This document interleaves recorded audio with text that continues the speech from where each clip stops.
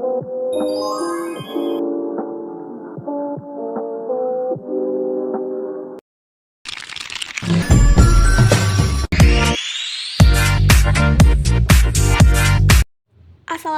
warahmatullahi wabarakatuh. Perkenalkan, nama saya Yasmin Fatih Hamada dari kelas 1A dengan NIM 202440640536. Di sini saya akan mempresentasikan materi yang saya buat yang berjudul Peran Pendidikan Informal dalam Meningkatkan Kreativitas dan Inovasi di Kalangan Remaja. Latar belakang. Dalam era globalisasi dan kemajuan teknologi yang cepat, kemampuan berinovasi dan kreativitas menjadi salah satu aspek penting yang diperlukan oleh generasi muda. Pendidikan informal seperti kursus, lokakarya, mentoring, dan aktivitas online menawarkan pembelajaran fleksibel berbasis pengalaman. Ini mendorong kreativitas, eksplorasi minat, dan keterampilan praktis seperti berpikir kritis, adaptasi, serta kolaborasi tanpa tekanan akademis. Dengan menghubungkan teori dan praktik, pendidikan informal mempersiapkan remaja menghadapi tantangan sosial, ekonomi, dan lingkungan, mendukung terciptanya generasi yang adaptif dan inovatif. Rumusan masalahnya, yang pertama, apa yang dimaksud pendidikan informal? Yang kedua, apa karakteristik pendidikan informal? Yang ketiga, bagaimana pendidikan informal berperan dalam meningkatkan kreativitas remaja dan inovasi remaja? Tujuan masalah. 1. Menjelaskan definisi pendidikan informal. 2. Menjelaskan karakteristik pendidikan informal. 3. Menganalisis peran pendidikan informal dalam meningkatkan kreativitas dan inovasi pada remaja. Jadi, di sini saya akan menjelaskan tentang pendidikan informal. Apa sih pendidikan informal itu? Pendidikan informal adalah pembelajaran yang diperoleh di luar lingkungan pendidikan formal, yaitu pembelajaran yang terjadi secara alami, contohnya seperti melalui interaksi sosial, pengalaman pribadi, aktivitas sehari-hari, keluarga, atau kegiatan-kegiatan di luar sekolah yang berbentuk kegiatan secara mandiri. Pendidikan informal ini memiliki peranan yang signifikan dalam membentuk karakter, keterampilan, dan terutama kreativitas serta inovasi di kalangan remaja.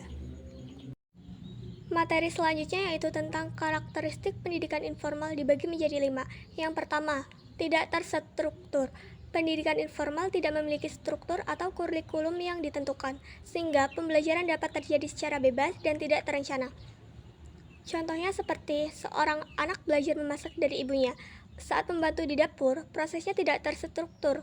Anak belajar dengan mencoba-coba tanpa mengikuti resep atau panduan tertulis.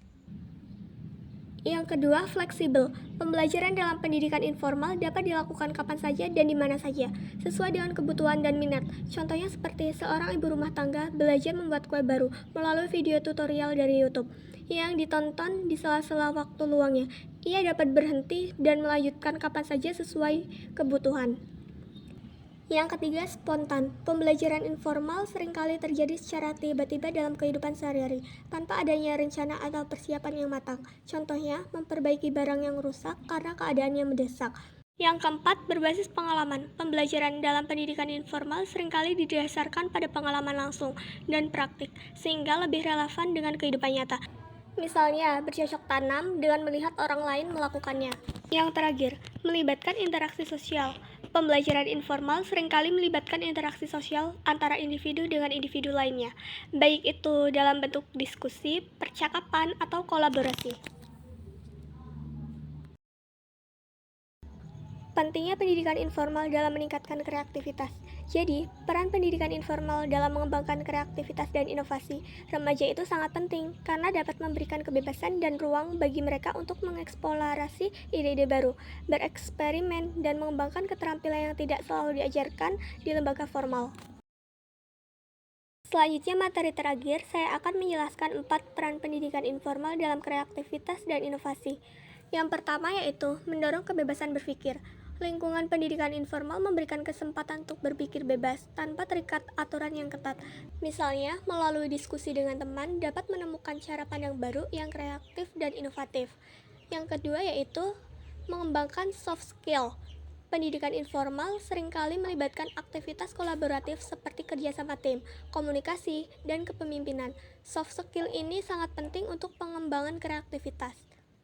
Yang ketiga, memperkuat motivasi dan minat individu. Pendidikan informal seringkali didorong oleh minat pribadi. Ketika seseorang belajar sesuatu yang benar-benar mereka minati, motivasi mereka untuk belajar akan meningkat.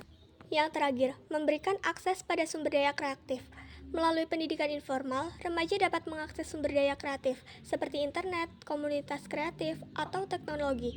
Mereka bisa belajar dari sumber yang beragam, dari tutorial hingga karya-karya inspiratif di platform digital.